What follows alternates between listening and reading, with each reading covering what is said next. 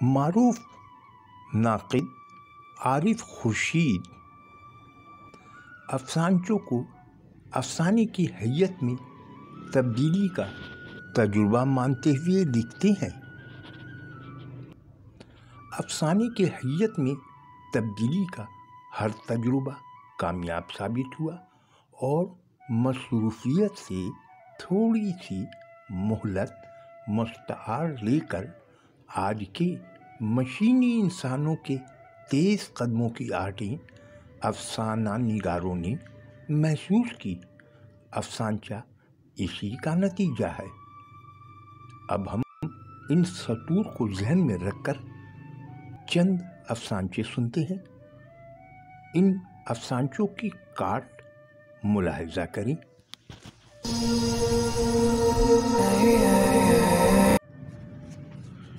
D شاہ پاکستان میں منٹو کے بعد افسانچوں کا جو مجموعہ آیا ان میں سے ایک حرفوں کے ناصور بھی ہے،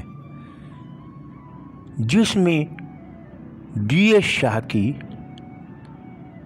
بہت ساری کہانیاں ہیں، بہت سارے افسانچے ہیں۔ انہی افسانچوں میں سے ایک ملنسار سنتے ہیں۔ اساتذہ کے افسانچے میں سیکھنے کے لیے بہت کچھ ہوتا ہے، تو آئیے ڈی شاہ کا افسانچہ سنتے ہیں، ملنسار۔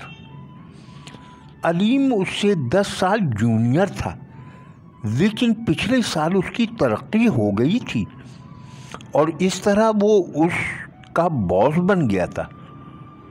اس نے بڑی رازداری سے کہا، ہر صبح بیگم صاحبہ یاقوت محل سے آ رہی تھیں، خیریت تھی؟ علیم نے اسے غور سے دیکھا اور پوچھا، تم کہاں تھے؟ وہ بولا، سر میں وہاں فجر کی نماز پڑھنے گیا ہوا تھا۔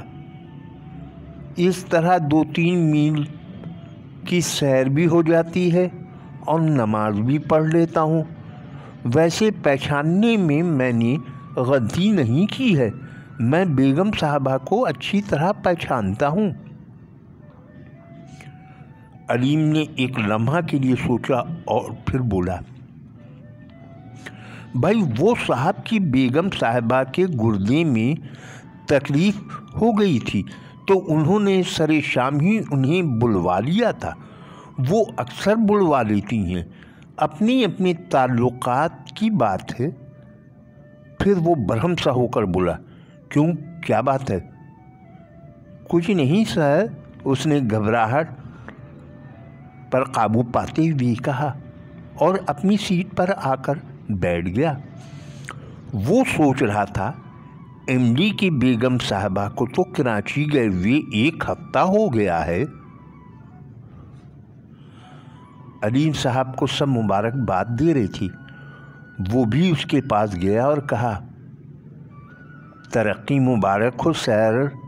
علیم نے مسکراتے ہوئے اس کی طرف دیکھا اور بولا، پبلک ریلیشن بھی کوئی چیز ہے میاں، کام کے ساتھ ساتھ انسان کو ملنسار بھی ہونا چاہیے۔ اس نے یس سر کہا اور سیٹ پر آ کر بیٹھ گیا۔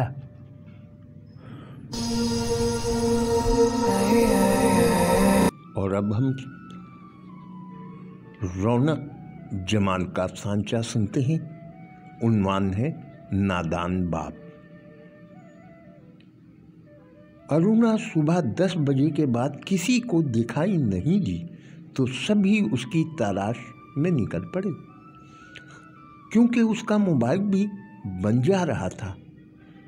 دوست احباب رشتہ داروں کو فون کر کے اس کی خبر گیری کی گئی، لیکن وہ کہیں نہیں تھی۔ آخر گئی کہاں؟ دوپہر میں اس کا فون آیا، بابا ارونا بول رہی ہوں۔ तुम कहाँ हो बेटा? किसी को बताकर क्यों नहीं गई? हम सब तुम्हें तलाश करके थक गए हैं। पापा, मैं अस्पताल में हूँ। क्या हुआ बेटा? बाबा, वो मैंने कोरोना का टेस्ट कराया, पॉजिटिव आया है। आप लोग भी अपना टेस्ट करवा लें। बेटा, ये कैसे हो सकता है? तुम तो लॉकडाउन में 1 महीने से घर से बाहर नहीं निकली। पापा, बॉयफ्रेंड किसी तौर मानता नहीं था, पाइप से छत पर चढ़ाता था। मगर बाबा, इसमें मेरा क्या कसूर है?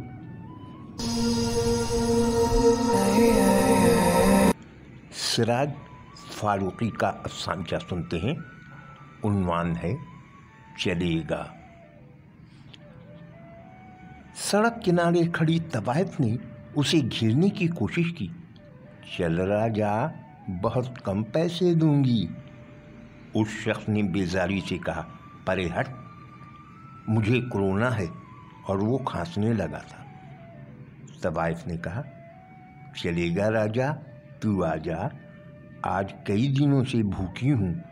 भूख से मरने से अच्छा है कोरोना से मर जाऊं। जरगाम महमूद का अफसाना सुनते हैं। उन्वान है गैरतमंद। अड्डे पर जश्न का समा था। डाकू आज मालो ज़र के साथ एक लड़की भी उठा लाए थे। लहजा शराब के साथ शबाब का भी बंदोबस्त था। सरदार ने शराब का गिलास खाली करके एक जानिब उछाल दिया और मूंछ को ताव देता हुआ आगे बढ़ा। लड़की खौफजदा आलम में चारपाई पर बैठी थी। सरदार ने आगे बढ़कर लड़की को पकड़ा और उस पर छा गया। सरदार के हटने के बाद नायब सरदार आगे बढ़ा। फिर बारी बारी तमाम डाकू हफ्ज़ मरातिब का ख्याल रखते हुए लड़की की चारपाई तक आते गए। जब नौउमर डाकू की बारी आई तो लड़की नीम मुर्दा थी। नौउमर डाकू ने लड़की की गर्दन हिलाई, मगर वो होश में ना थी। ये देखकर नौउमर डाकू ने एक जोरदार थप्पड़ लड़की के गाल पर रसीद किया ताकि वो होश में आ जाए। सरदार से ये जुल्म बर्दाश्त न हुआ। वो आगे बढ़ा और उसने एक जोरदार थप्पड़ नौउमर के गाल पर रसीद किया और दहाड़ा, बेगैरत, औरत पर हाथ उठाता है।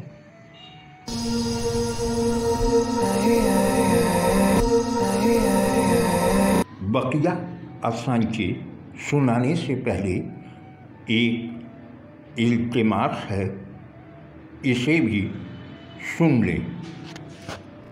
अफसाने की आबियारी के लिए ज़्यादा से ज़्यादा अफराद तक अफसाने को पहुंचाने के लिए दुनियाई अफसाना का हल्का वसी करें।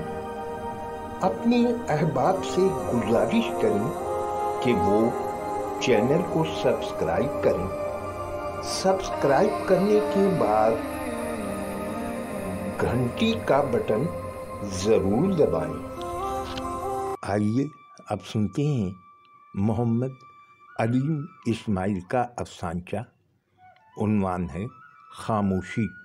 IT एक्सपर्ट के ज़रिए जब बाप को ये मालूम हुआ कि हाई स्कूल में पढ़ रहा उसका बेटा रात में कंप्यूटर पर गंदी गंदी वीडियो देखता है तो उसे बहुत गुस्सा आया। माँ ने भी बच्चे को खूब फिटकार लगाई। बाप ने कहा, यह आजकल के बच्चे बहुत बदचलन हो गए हैं। बेटे ने जवाब दिया, मैंने फेसबुक पर पढ़ा है یہ خراب و آوارہ بچوں کی پہلی کھیپ نہیں ہے۔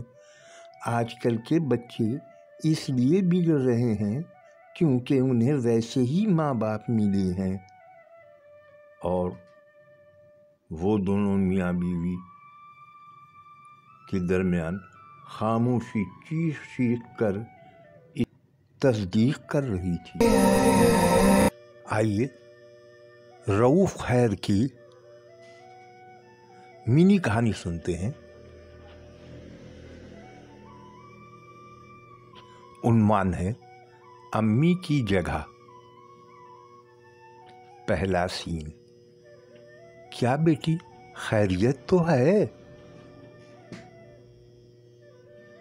ہاں پپا، اللہ کا فضل ہے، شوہر اچھا ہے، دیور نندوں کا کوئی جگاڑ ہی نہیں ہے، البتہ ساس بڑی جلاد ہے، اس واسطے اس کا شوہر اسے چھوڑ کر دوسری شادی کر کے کہیں کسی گاؤں میں جا بسا ہے۔ گھر میں ساس کو اکیلے رہنے کی عادت پڑی ہوئی ہے، اور ہم نئے نویلے جوڑے کا ہنسنا بولنا بھی اسے پسند نہیں۔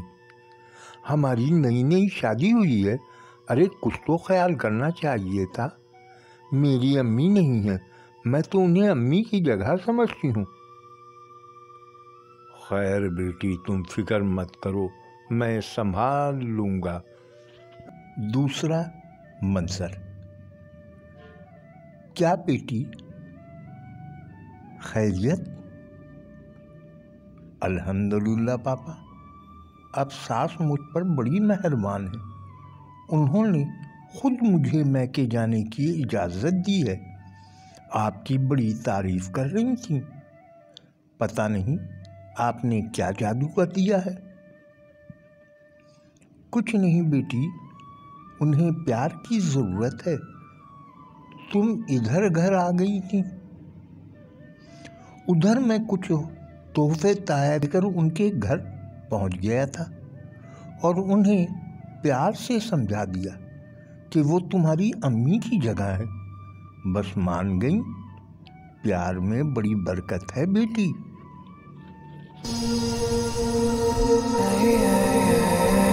اب میں اپنا ہی ایک افسانچہ سناتا ہوں۔ عنوان ہے پکار۔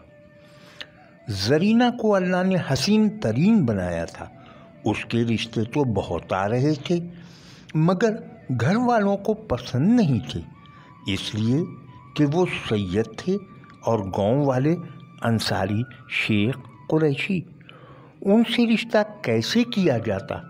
وقت گزرتا رہا، وہ سپنے دیکھتی رہی، ساری رات کروٹیں بدلتی رہی اور وقت مٹھی میں بند ریت کی طرح پھسلتا رہا۔ بیٹی کے بالوں کی طرف نظر گئی تو ماں باپ کا کلیجہ منکوانے لگا۔ بڑی مشکل سے دور کے ایک گاؤں میں رشتہ ملا، اس کے 2 بچے تھے، بیوی کا 1 سال پہلے انتقال ہوا تھا مگر برادری کا تھا، اس لیے فوراً ہاں کر دیا گیا۔ باجے گاجے کے ساتھ بارات آئی، خوب پٹاخے چلے اور وہ رخصت ہو گئی، مگر اگلی ہی صبح طلاق کا پروانہ پکڑے واپس لوٹ آئی۔ وہ حاملہ جو تھی۔